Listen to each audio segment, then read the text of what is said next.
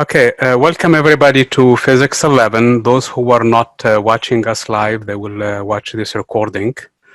So from the get-go, I have a couple of announcements, first of all, that you guys need to be aware of. The first one is, and we got caught up so much today in Physics 11, I forgot to mention that in Physics 11, but I mean Physics 10, I'm sorry, earlier in the day. So some of you are already sitting in here while doing Physics 10, so you will know about this, but the rest of Physics 10, they don't. You will receive a survey soon about this class. So please fill it out to the best of your abilities to make this. This is for the benefits of the college, so do your best and respond to that survey. And that's going to, not just for this class, probably for some other classes too. This is separate from the survey that I promised we will have toward the end of the class. So sometime in December, we will have our own survey also that I will need you guys to do for this class to help improve the instruction and make it better, okay? That's one thing. The item two is, I noticed last time that there were a lot of people, at least not a lot, I should say, probably a couple of people who missed the lab live to help themselves, basically to allow themselves fill out the lab report.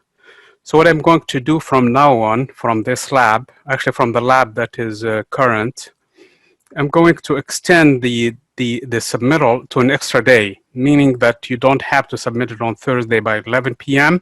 It's going to be required the Friday by 11 p.m. Does this make sense to you guys too? Do you understand what's going on? Okay, very good. So basically, the lab report. Okay, no problem, Jeffrey. So the lab report will be due from now on, not a week after we do it. A week plus 1 day. That way, you will be here doing the next lab and finishing the other one. The idea, hopefully, is that you guys really do the lab before. Okay, we spend almost an hour going through, basically, sometimes less, going through the actual lab instructions and the questions and everything else. But we stay here until almost 9 p.m. sometimes around that time, hoping that you finish the lab. I know some of you are working and you probably have to report early tomorrow morning to work and so on and so forth, so you have to leave.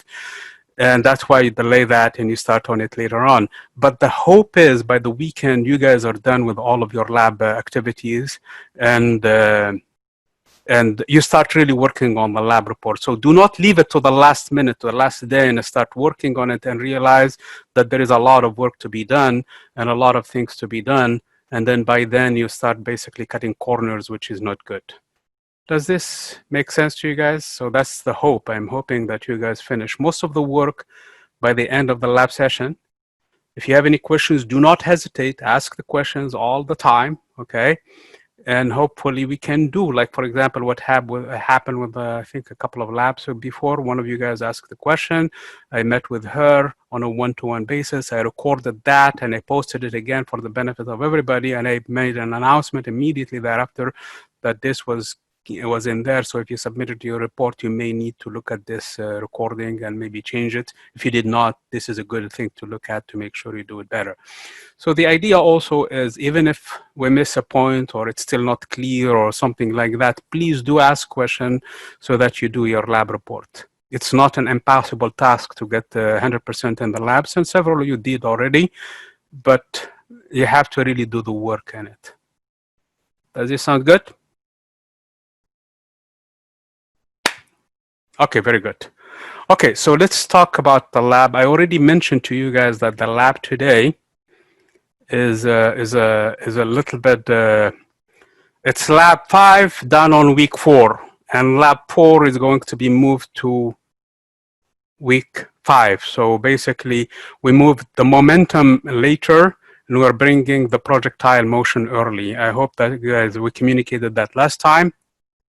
And this is just to go through the process, because we have done so far, 3 labs, and the 3 labs, basically the first one was the motion in 1D really, and then we did the vectors, which led us to the concept of force and how to add them and so on and so forth. Then we did the second law of Newton, which really relied on the previous lab to understand it. And then today we're doing the projectile motion. The projectile motion we will see is 2 kinds of motions. There is a motion on the horizontal plane, and there is motion in the vertical direction. And it's the combination of the two is the projectile motion. Okay, so that's basically what it is. So today we're going to study this projectile motion. We're going to look at its properties. We're going to calculate the time of flight. We're going to calculate the range. We're going to find when the range is max, and we're going to compare all of that. And toward the end, we're going to embellish our problem a little bit by adding the effects of the effects of friction. Okay, so that's basically how this whole thing is. This is unlike the other labs. This lab is developed by another professor here in Norco, and I actually modified it because I promised him and actually the group of the other professors here on Norco that we can basically come up with this lab report forms and these activities. So I modified with him, and the intent is to share it with him and the other people also here in Norco, so that they have this thing in here, so that they do. So you will see some things that are a little bit different than what we used to do. Okay. Okay. In terms of lab, when you walk in tomorrow to the lab, let's say for example tomorrow they tell us, hey everybody, come back to campus, and we're going to do this lab tomorrow on campus. Okay. So what do you look for? This is the apparatus basically on how it looks like on campus, okay? So this is a projectile launcher. This is basically what you launch it with. It has really 3 speeds. I mean, in the simulation that we're going to do today, you can adjust your speed as much as you want. This one has really 3 speeds. You take a ball and you push it into, when it clicks once, okay? So when you push it, you'll hear a click, okay? This is one option. That means the spring that pushes it is only compressed this much. You push it again, you hear a second click, and then now the spring is compressed even more. You push it even more, and you hear a third click. That means now it's really compressed. And if you see in here, there is this, I'm sorry, there is this thing in here. Can I have a, I don't have a marker. I mean, can I do a mark with this thing in here? Let me see if I can do that. No, I can't. This thing doesn't do that. Anyway, this thing in here is the launcher. That's the release point, okay? You release it. As you can see, this is tilted now horizontal like this, okay? If you adjust you loosen the screw in the bottom and then you adjust, you can read the angle. Right now it's reading 0 launch degree. That means coming out straight out horizontal. If you adjust it 10 degrees, 20 degrees, 30 degrees, 40 degrees, 50 degrees, all the way to 90 degrees. Anywhere in between them, as a matter of fact, this mass in here will indicate the angle of launch, okay? The angle at which the projectile basically is coming out. Then with a ruler, you're going to come out and measure the distance where it lands. As a matter of fact, in the lab activity, what we do is one of you guys will notice where it landed, and then the other person will go and put a tape on the ground and then measure the distance. That is going to be the range with which the projectile has landed. Granted, this is not coming from the same level. It's going to come from the table and then go to the same level and fall below. So this is not the proper range. So there is a little bit of algebra in there trying to find the range in it, okay? And that's basically the lab in a nutshell. And you change the angle, you change the speed, and with that, you're going to see different positions where it lands. Do you guys understand? I mean, if you guys walk in tomorrow in the lab, basically what we're doing, yes or no? Roughly, I know it's kind of describing something, and probably I've not seen it, but rough idea, yes or no? Okay, roughly, very good. Yeah, I mean, they have to be honest about it. I can't expect it to be 100% clear, okay? You have to actually do it in class to really see it. But again, short of being in the lab, this is basically the best option that we have in here. Okay, so the first thing we need to do is to download the lab instructions. Is that clear? So I assume that everybody has done that. This lab report right now, it says that it's due by the 24th. It is not. So it's going to be changed to the 25th, which is the Friday. By 11 p.m. is when it's going to be due. If I forget to do that, please remind me, okay? I should be done with it by no more than tomorrow afternoon, because tonight I probably will stay with you guys until 9 p.m. and I may be too tired or something, but probably while you guys are working, I may have to do that. But if I forget to do it by tomorrow, hopefully you guys remind me of fixing the due date on these 2 labs, the one from last time and this one, and anyone in the future. As a matter of fact, I have your lab lined up, so I need to fix them all. So, okay, this is the rubric for the lab and how it's graded.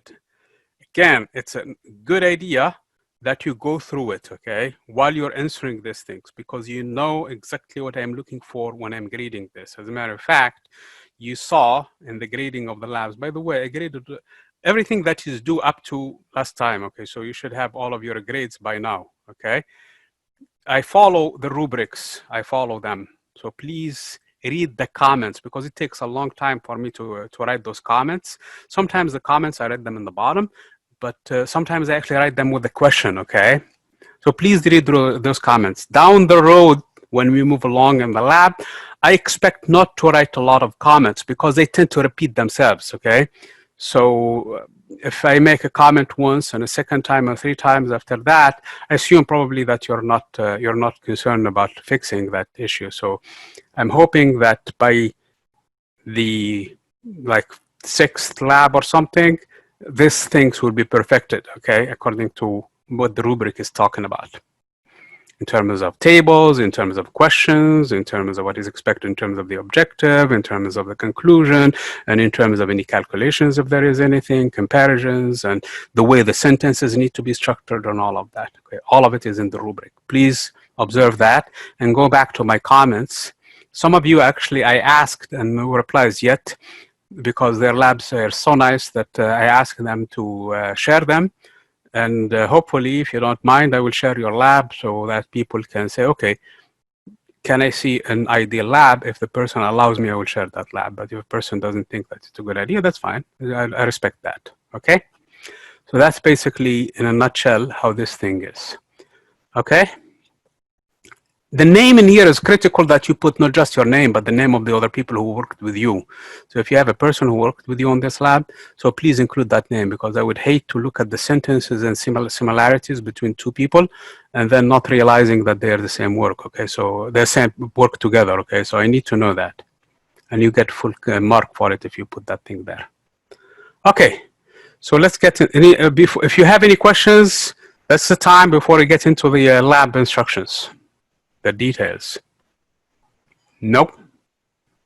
Okay, so we're going to get in, and let me find where the lab 5. Again, just to make you guys aware of the fact that lab 5 is on week 4 and lab 4 is on week 5. That's the only change so far that I'm looking at, okay? So that's the only thing that you need to pay attention to. Again, you're supposed to read these things. I posted it, hopefully that you have read it by now.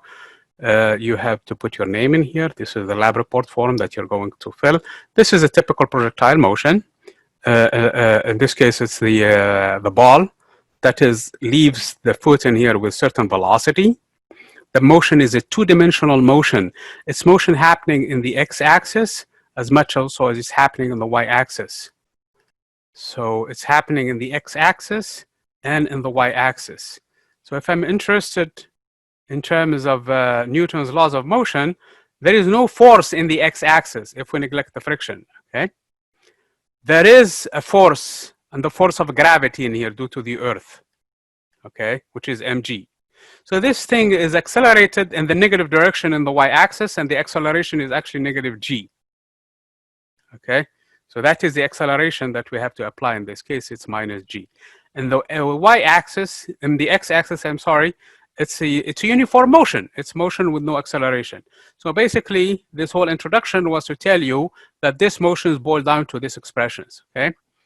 On one side, it's uniform. Actually, V average is the same as as the velocity. Okay, that's the x-axis. On the y-axis, it should be accelerated, except the acceleration is negative g. So this is a summary of the kinematics of the equations. Okay, we'll break it down. We're not really too concerned with the algebra. I know a lot of you did not do that in your classes. So this is basically where the algebra is. What we're going to get from is the critical equations that we will need for our problem.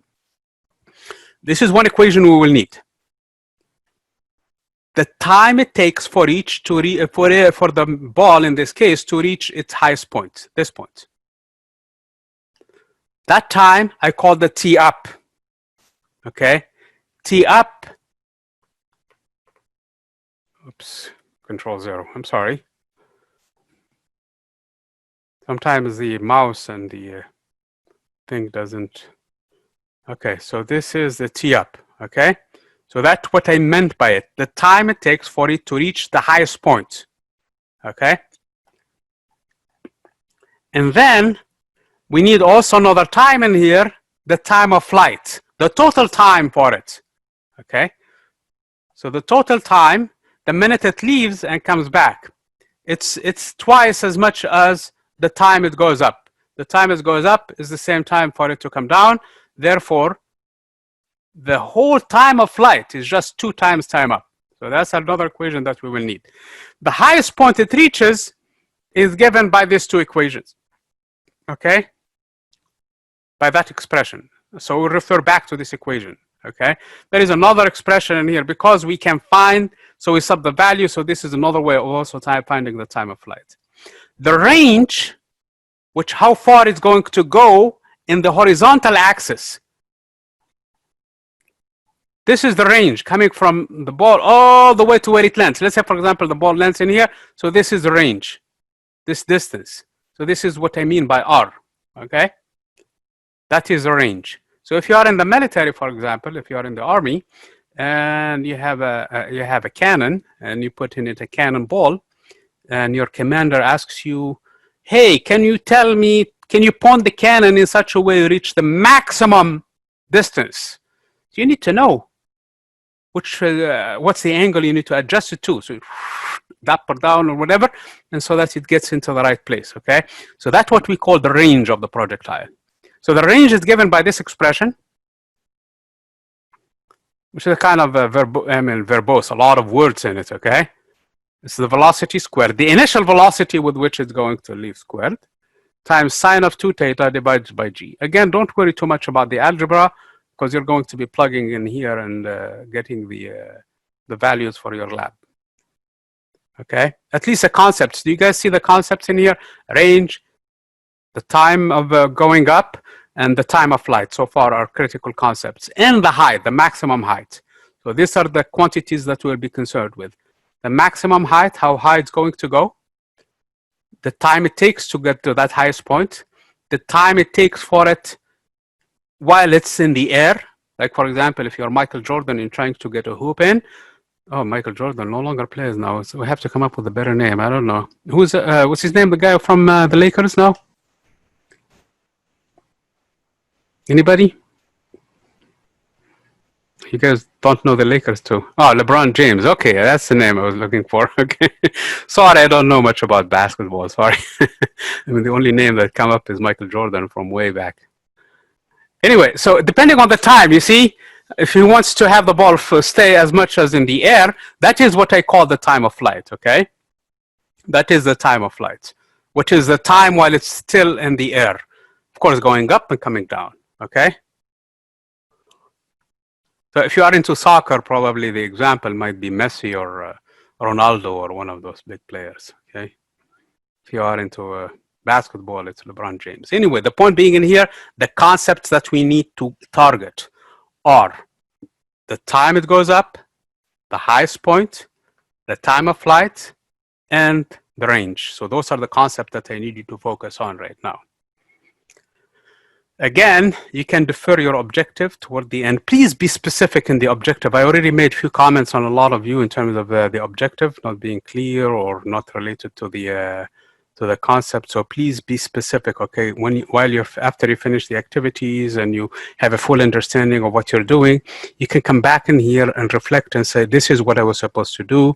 And then, of course, you go to the conclusion. Now everything looks good. Okay, so again, we're studying an example of a two-dimensional motion using the projectile, determining its height, maximum height, the time of flight, and also the range. So that's basically what we're trying to do, and also trying to find the maximum range. So that's another one of the objectives. Finally, what we're going to be doing is we're going to get the effects of the air resistance to make it a little bit more realistic, because this is an ideal situation. Okay, one correction, please make it to your lab report. I already noted it. You can in question 1, the range of the projectile is proportional to sine 2 theta. That's one of the expressions that you go back and look at it. There is a sine 2 theta in it, and theta is actually the initial angle with which you let it go, which is a maximum. The sine function, for those of you who took trig, for those who did not take trig and understand what that is a function that can at max be 1. You cannot have a sine more than 1, okay? So a sine can be between -1 and +1. At best, it's 1. So that's the maximum value you can have for it. And it's there when it's argument. When it's the angle with which you're measuring is actually 90 degrees. Sine of 90 degrees is 1, okay? That means that the angle, because 2 theta is 90 degrees, that means the maximum angle with which you're going to launch your projectile is 45 degrees, okay? So that's basically what this means. My question in here, okay, can you give, and that is where you remove that justify thing, just leave one of them, okay? Can you give a simple explanation of why this is so? And here is how you can think about it, okay? Okay, your commander asked you to reach the maximum distance, and you're going to launch it, okay? There are two thinkings, okay? You asked your army people, and they tell you, okay, we have two ideas in here. If you send it straight out, the velocity will stay horizontal. That means all of the velocity, 15 meters per second or whatever that projectile comes with, is going to stay in that direction. So you're going to get the maximum punch out of it. Okay? Somebody else says, no, actually, I'm thinking differently. I'm thinking that if it goes straight up, I'm sorry, Control Z. If it goes straight up, it's going to take the longest time, because basically it's going to go all the way up, more than has no flight at all, okay? Or has very little flight time in there, okay? So it's going to get the maximum flight time, so it's going to have the biggest, basically, time in air. Of course, both of them are no good. The first one will land on your feet. I mean, we're assuming you shot it right through the ground, okay? There is no height whatsoever. The cannon is just sitting next to the ground. So in this case, it's going to land on your feet. Where do you think the second one will land? Same on us, maybe. Where on? you shot it like this. Where do you think it's going to land? On our heads? You don't want that, do you? No, definitely not. Okay, same thing, Samantha. Okay, so now there is a compromise. Okay, there is probably a compromise. Yes, and that's what seems to be the ideal solution. Do you guys see it? So the 45-degree angle would probably be the best, right? I mean, mathematically it is. I mean, I gave you the math argument based on the sine angle in here. The sine of 2 theta has to be, but I'm thinking that's one of the reasons that probably I could argue is that one of them will land on my feet, the other one in my head. So exactly. Maybe one of them will be somewhere sweet spot in there in between them, okay? Definitely. Does this make sense to you guys? Everybody? Okay, so from now on, if you are in the army and you need to get it as far as possible, don't shoot it up, okay? Or don't shoot it on your feet, okay? Yes?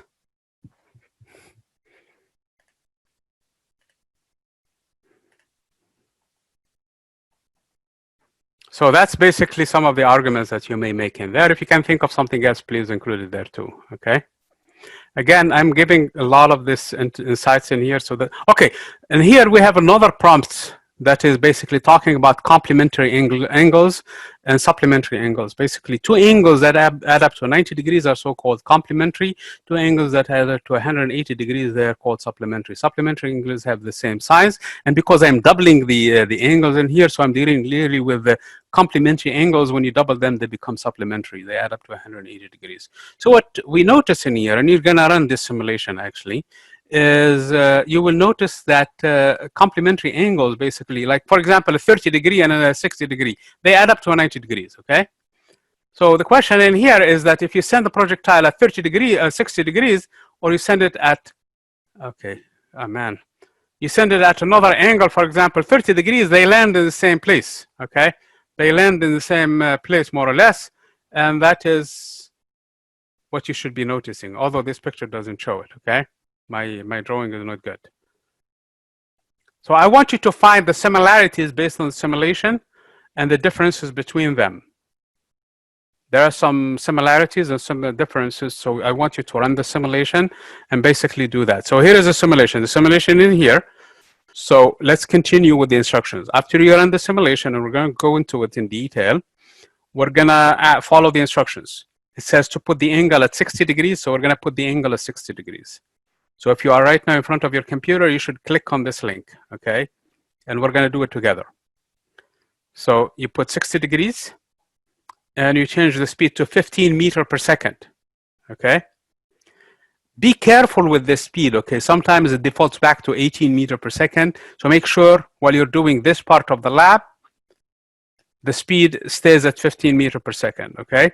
It's like the real problem in the lab, actually, where you set up the clicking, which one clicks once or twice. So basically, which speed you're going to release it at. So make sure this case is at 15 meters per second. The angle should be already 60 degrees from here. So this number needs to come to this place. And the speed is already 15 meters. You plug it in here. You take a tape, and there is a tape in the simulation, and you measure how far did the mass land, okay? The particle land. You're going to find the direction, the range basically R, and you're going to find the maximum height using the same rule and plug them into this table, okay? Once you plug in the numbers in here for the angle and the velocity, you're going to come to this question. So can anybody tell me what we're supposed to put in here based on the instructions? 60 degrees. Okay, so we're going to put 60 degrees. Notice, let me remove that, okay? Probably you already have the lab instructions in here. You have zeros right now, correct? And you have a 0 here for the time up. So I'm going to put 60 degrees now.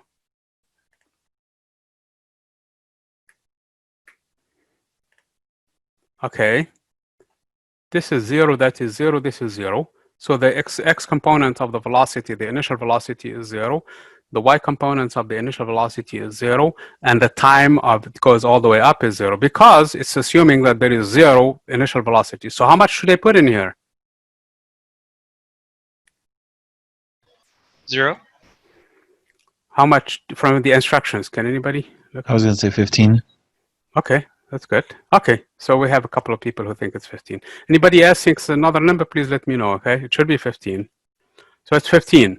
Now, it's doing the algebra for you. Had it been a different class, probably I would have to ask you to do that. But in here, it's carrying the calculation for you. It gave you the x component for the velocity, and it gave you the y component for the velocity. And it shows you also the time it takes for it. This is how the picture looked like, by the way. A time for it to go up in the here, time up, okay? It's telling you that it's going to take 1.33 seconds. Please use the proper units. All of this are in meter per second, and this is in seconds, okay?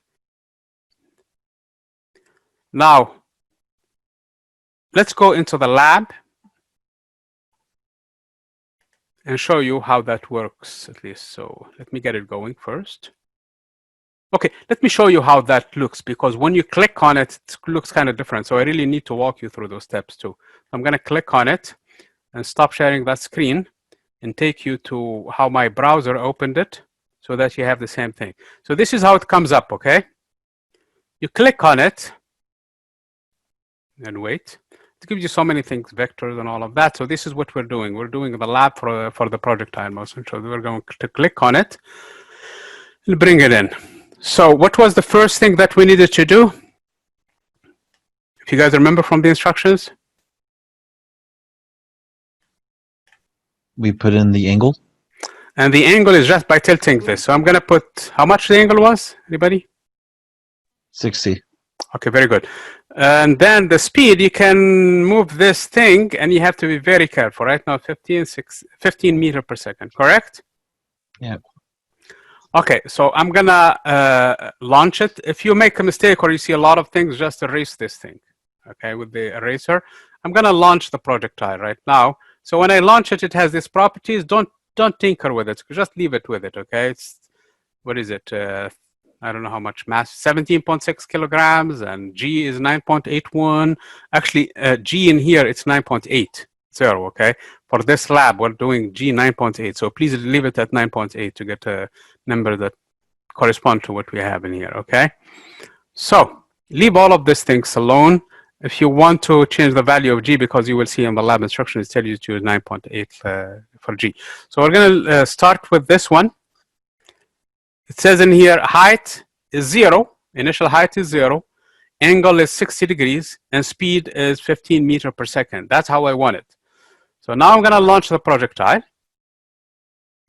and it landed, okay? I'm gonna take the tape measure in here, and I'm gonna, see here it has two axes, one in the origin and one in the, it's a meter now. So if I pull on it, it's going to be whatever I pull on it. So right now it's less than a meter. So I'm gonna, I don't have to do this, but I'm going to have the X from the origin to land on the X of where the ball started. Do you see that, guys?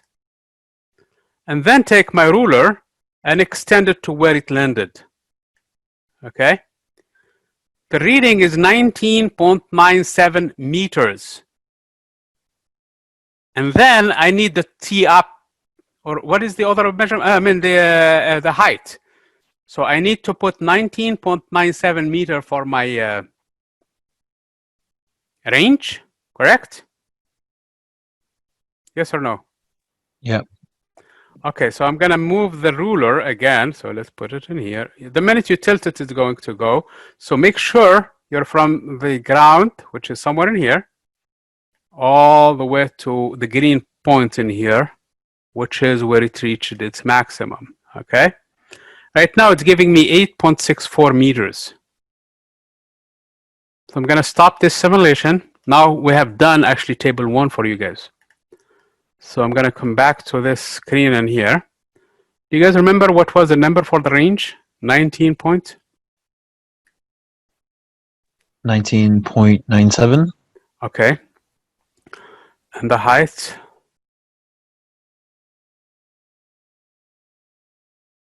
Somebody writing in there? It's like 8 point, I don't even remember.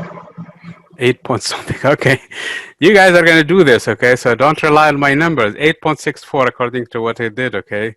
I may be clumsy, okay? I may have added a half a centimeter or something, or more than a centimeter or 2 or something.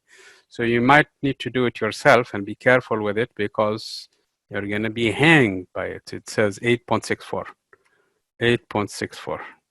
Okay. So those are the two numbers. So we needed to finish this table, but there is a question now, and here, question 3, okay? Verify that the expression given for V naught X and V naught Y are correct. You have two options here to do that, two options. Option 1 is to actually use the cosine and the sine functions to find them. So if you're comfortable with that, use that, okay? Basically, V naught in the X direction. Here is V naught in the X direction. And here is V naught in the Y direction. So remember, V naught is 15 and theta is 60 degrees. Make sure your calculator is in the mode of degrees and do the algebra. And you should find a number closer to what the program is giving you. The same thing for the V naught X. That's option 1. If you're comfortable with punching cosines and things like that, trig functions on your calculator.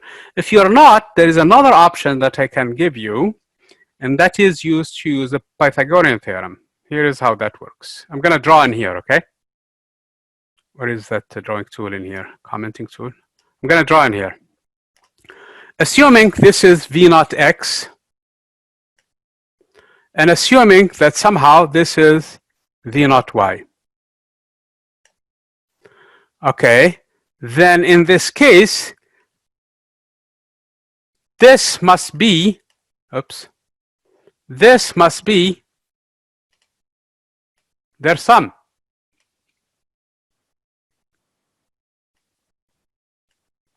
Okay, remember, the components of the vector from when we did the summation earlier, which has an x component. That's when we did lab, I think, was it lab 2 or something like that. So that's basically how that should be. So the Pythagorean theorem in this case tells you that, what is my, so this is V naught x. So this is my V naught x and this is my V naught y. So V naught x is here and V naught y is here. And this is V naught.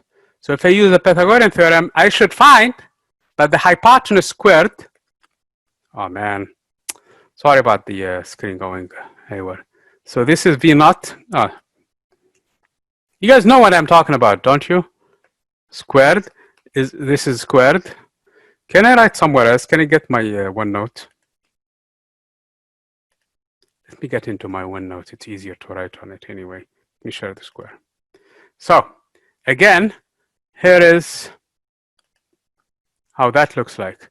So again, this is V naught. This is the x component and the y component. So this is V naught x, this is V naught y, and this is V naught. So if I use the Pythagorean theorem, it tells me that the screen. I'm sorry? We can't see your screen. Oh, I'm not sharing? I'm sorry. Oh man.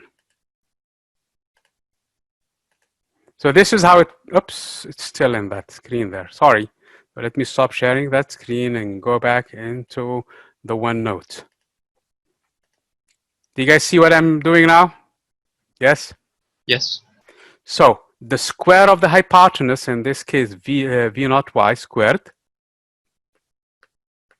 must be equal to the x component squared plus the y component squared. So another way of verifying that is to square 15, which is the V naught really.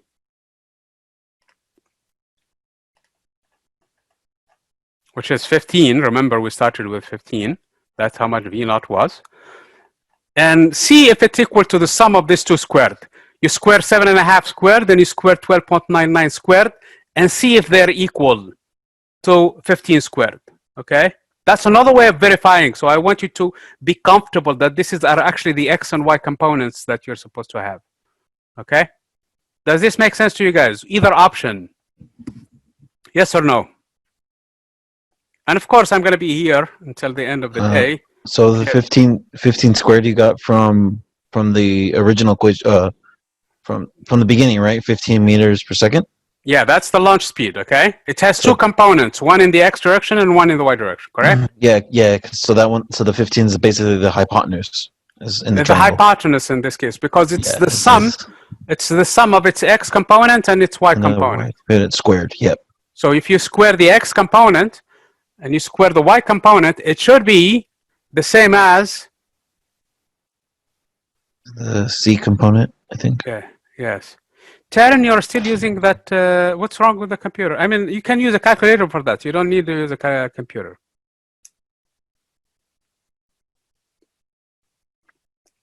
Okay, Taryn. So use a calculator. You don't have to use an Excel spreadsheet or anything like that. If you can do cosines, that's fine. If not, square the number 15 squared, punch it on a calculator, punch the V naught x squared, and punch V naught y squared, and see the sum of those two must be the same. Correct? Does this make sense to you, Taryn? What would it be the V naught and the V naught x and the V naught y? What do you mean by that? Those are coming from here. Oops, not here. I'm sorry. Let me stop sharing. They're coming from the report itself. Here. This is V naught. This is V naught x, and this is V naught y. Do you see them now? Yeah. Okay. So that's the x component and the y component, correct? Yeah. So square this number and square this number and add them together. They should be the same thing as this V naught squared. When you square this number too, they should not be 15. They should be 15 squared. Does this make sense to you? Okay, then in the actual software that we're using, what would be the V naught x and the V naught y? Is it the height, the maximum height that it reaches? No, this is what we're calculating. There are two options. Mm-hmm. Forget about the software for right now. We have two options. We're going to collect the data from the software and we're going to do with the calculation. So this is the calculation part of it. And we're going to compare the two. We should find a match or an error in our calculation. Do you see that? If we're in the lab and you measure this one, you're going to find a value.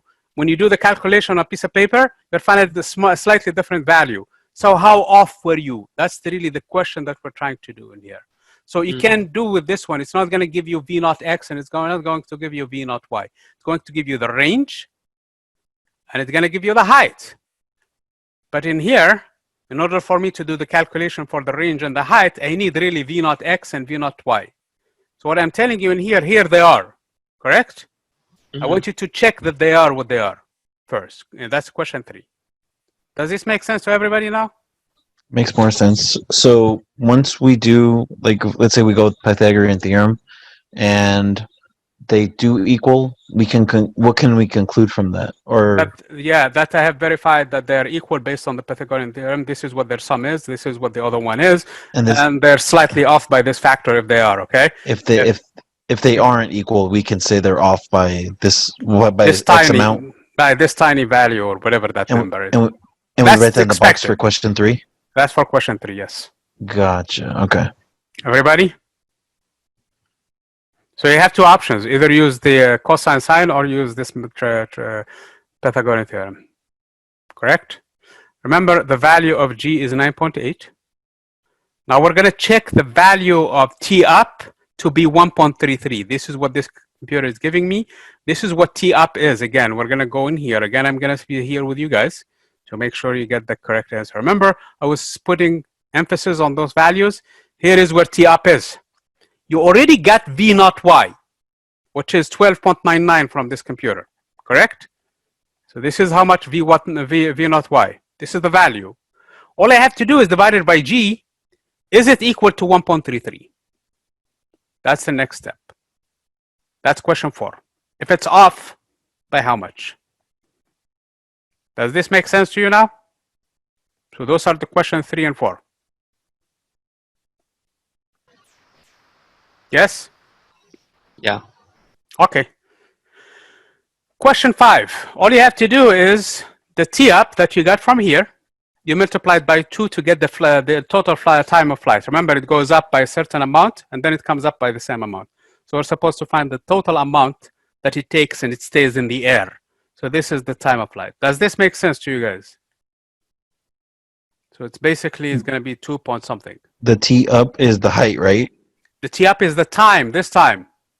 In seconds. Oh, okay, 1.33. Okay. Okay.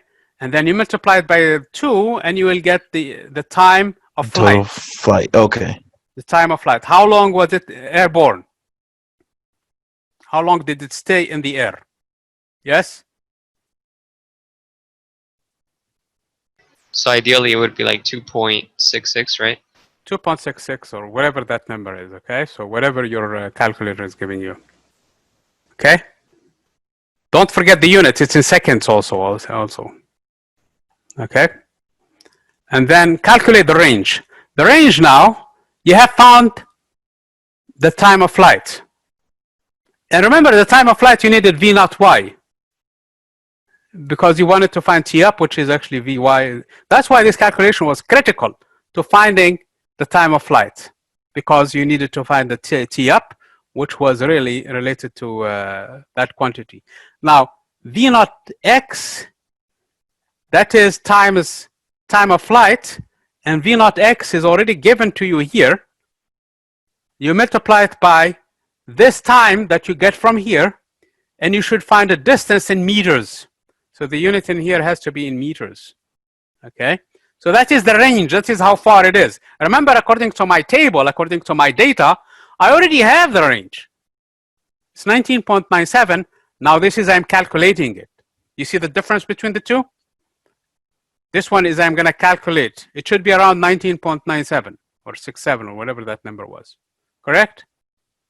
Does this make sense to you guys? That this is a calculated value now. Whereas the other one, you use the tape and you found it. Yes? Yes, we're getting it for values that we've already gotten. Yes, but now it should be calculated value, not the one that you measured with a ruler. Now you're going to find the height. In order to find the maximum height, you're going to go back into V naught y and T up and multiply them by themselves. This is the T up, and this is the V naught y, okay? And you subtract from them 1/2 times G, which is 9.8, times T up squared. This is the T up squared. So you have to square this number, multiplied by 9.8, divided by 2, change its sign, and add to it V naught y times T up. And V naught y is this number 12.99 times this 1.36. This is probably the longest calculation is this one. That should give you that height, which was 8 point something meters. That should give you this height, okay? Which I think, in according to our measurements, to the one I did, was 8.64 meters, okay? So probably you will end up with 8.65 or more or less in your own measurements, in your own calculation. That's up to you. Again, it's going to be in meters too. That's a height. Now you're going to report this numbers. Okay, again, this is 15. No, I'm sorry, this is 7.5. This is coming from here. Okay. V naught y is going to be your 12.99. T up is your 1.33. TF is whatever you come up 2 times this number, and the range is coming from this calculation, and the height is coming from the previous calculation. So this table should mirror the previous table, except now the velocity is broken into its components. That's all. It should mirror this table. Okay? Instead of velocity and angle, now you have components x and y. And in addition to that, you have the time up and the time of flight. Those you didn't have in the previous table. Do you know how to fill out this table now, everybody, before I move on? Good? Okay, at least V is agreeing. Patricia, apparently, I don't know if agreeing from this one. Okay, Samantha is good. So let's move on then. Now we're going to come up with the error. So we have 2 kinds of ranges. We have the range that we calculated. Here is the range that we calculated. And here is the range that we measured. Okay? One is data table, and one is actually calculated table. We're going to find the difference between them, whatever that difference is. If it's 0, put it 0. If it's 0.1, put it 0.1. It doesn't matter. No need to worry about the sign. That's what that symbol is. That symbol means absolute value. That means if it's positive, ignore the positive symbol. If it's negative, ignore the negative symbol. Just take the difference, okay? Because if I subtract 1 from 2, I'm going to get what? 1. If I subtract 2 from 1, I'm going to get -1. In either case, the difference in absolute value is 1. Yes? So that's what these symbols mean. Divided by this calculated value, this one, okay? And then times 100. That is going to be the error in percentage. So we're going to calculate that error now. That's what you're going to spend most of your time today, calculating these errors. Does this step look clear to everybody? Question 8. Yeah. Okay. So we're going to move on to the next part now. The same thing happens for the maximum height. You have 2 h's. One is calculated and one is measured from way up. Here is the one measured. You're going to compare the two, take the difference. It doesn't matter the sign, positive or negative, it's irrelevant. Just take the difference, divided by the calculated, what you just found in the last table, and multiplied by 100. That is the second error now in question 8. Okay? I'm sorry, question 8. Question 9, I'm sorry. We're here now. Okay? We're doing the H now. Does question 8 make sense to you guys? Everybody? Just the H, like the bottom part is the same thing as the top, right? The H calculated. Yeah, it's the same. This guy, this dude. Okay. And then you're gonna find a percentage. This has no units. Percentage is percent. Okay. Same thing with this percent, has no unit. Basically, how off they are. Are they close or far? That's what you're saying. Whatever number we get on the right side is going to be the error percentage. Yeah, so it's going to be 1%, 5%, 17%, 723%, which would be ridiculous if you do that. But whatever you do, okay? If the error is that big, you really need to explain to me why is that. Okay, if the error is more than 5%, I'd like to know what went wrong. If they're off that big. Okay, that's part of your conclusion, by the way. You need to discuss these errors and are they big or small. If they are big, you need to really explain those things. Now, the second part, that's part A for the lab. Are we done? Part A, everybody? Now we can move to part B. Yes. Okay, part B now. Notice the speed now is 18 meters per second, and the angle you start with is 75 degrees. And all you're doing now is measuring. This is a data. This is measurement. You're measuring the range. Take that ruler and find how far it landed. Okay. That's step one. Step two, keep the speed the same. Don't change the speed now. Change the angle to 65. Make it a little less. Okay. And measure the range. Do 55 and measure the range. Do 45 and measure the range. Do 35 and measure the range. And do 25 and measure the range. Okay. You will notice, for example, 65 plus 25,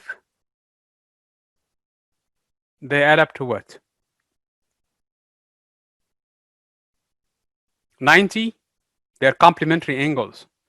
So probably they will have something from your previous question, one of the questions that you discussed before. Same thing goes for 35 and 55. Okay. They add up also to 90 degrees. They're complementary angles. So you should see a pattern here that develop in here. Okay. But that's not the question. The question is based on your measurements, at what angle was the range the max, the greatest? So you look in here, which number is the bigger? And you tell me the angle. Is it 55? Is it 45? Is it 35? Is it 25? Is it 65? Is it 75? Okay. I already gave the part of the first question that it was supposed to be 45.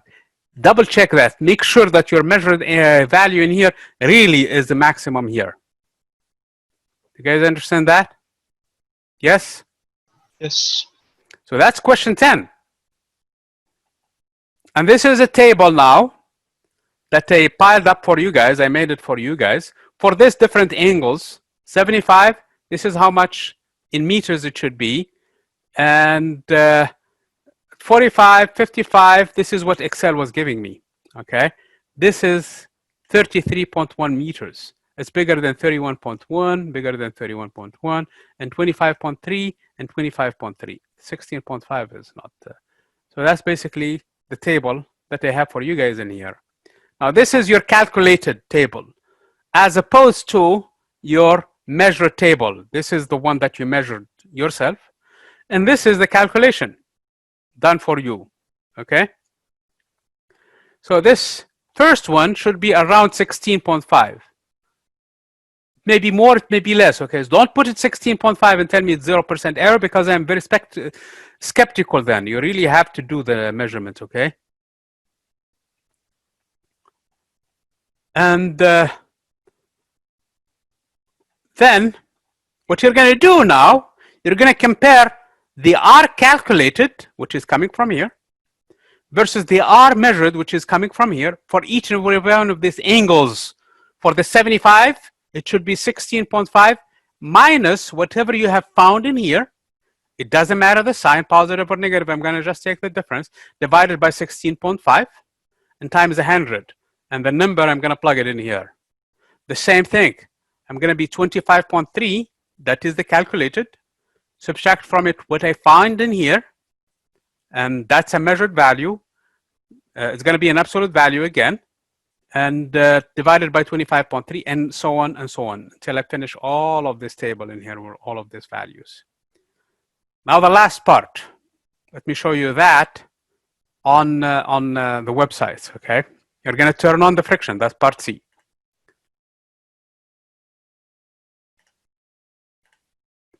Okay, so we're going to turn on the friction. Do you guys see the website now? We're back on it, on FET's website. Yes. Okay. By the way, to measure time, you can use this also measurement tool. Okay, it will tell you. You just make sure you put the. You see here there is a target. You put the target on the point. It should tell you the location where this happened. Okay. You should also, if you want to, you should give you this value 2.565. Okay. Do not rely on the range from this. Use the ruler for the range. Okay. Don't use this one for that. Okay. We're going to turn in air resistance, and it stays at 0.47 coefficient of drag, okay? So when an object falls, it's going to basically experience a drag force that increases with the speed, actually squared, okay? And also depending on the area, if you guys remember from the drag force, it's proportional to also, it's 1/2 times the drag coefficient times the, what is it, the density of the air times also the velocity squared times the area, okay? So that's the drag force.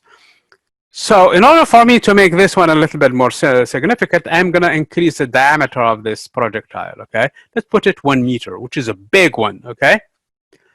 I'm going to launch the same projectile now with friction, okay? I'm going to change it to slightly less area, 1/2 meter, for example, in diameter, which is smaller. And this is what it's going to get to. So at this point, it should experience less drag because the drag is proportional to pi times the radius squared. And the radius squared is 1/2 of 50 centimeters, so it's 25 centimeters, 0.25 meters or 25 centimeters. So the more I play with this one, so if I make it smaller, let's say, for example, give it a 10 centimeter radius, that is 20 centimeter diameter. So right now it is it's 10 centimeters diameter, I mean radius.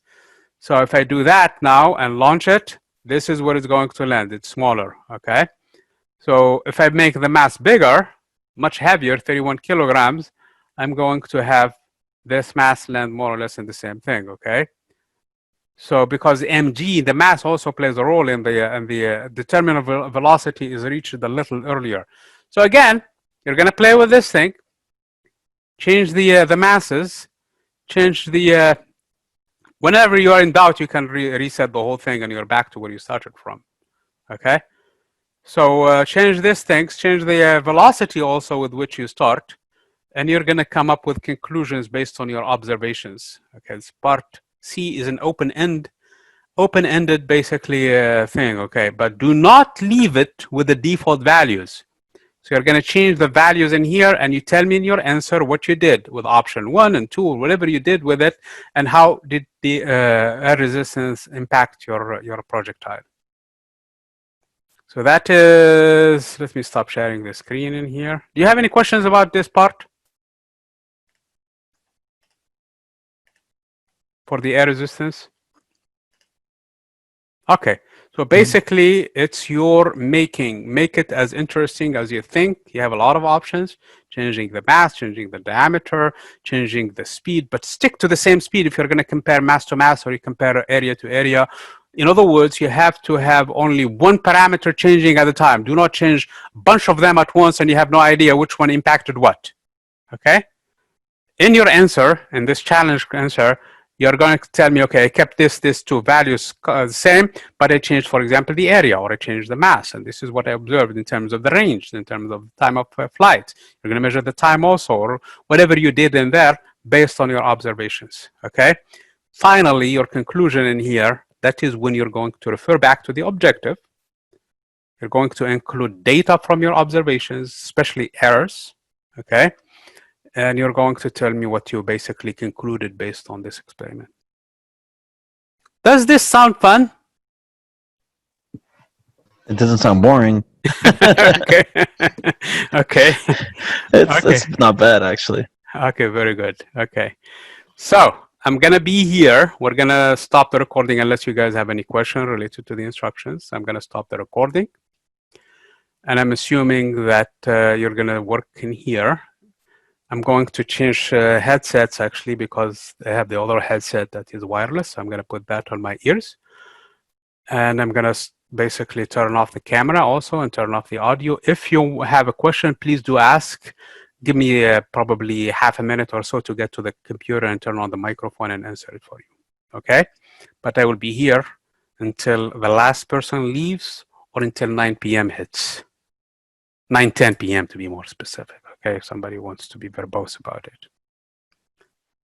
Oh, there is the question for the discussion. Oh man, that's a good question. So I forgot about it. That's a very good question. Okay. No, we did not get into it. I think we got so many things in here. Okay. The question of the day, that's probably part of the prompt. Please answer the survey. That's the first thing in here. Since you missed it, Amanda, is that you will be receiving survey about the class. Please take your time and be thoughtful about it and give your best opinion, okay, on how to make this one work better. I know the limitations. I mean, you're suffering. I am too, trying to make this class as interesting to you guys as possible, okay? Trying to make it as realistic as possible. I mean, all the instructors are going through the same thing. And I understand you guys, but please try to see if there is an angle with which you want to have this one a little bit more interesting. If you think that I'm not responding to you, please let me know so that we can fix that too. If you think that so basically that's what I want to know from the survey. So we're going to be receiving survey from the college, okay? Try to be thoughtful about it and respond to it. So that is the discussion for you, V and everybody.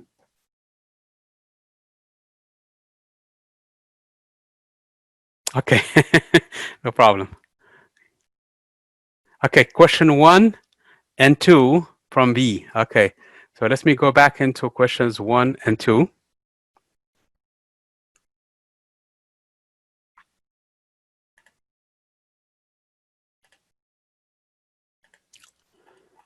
So V is asking questions 1 and 2.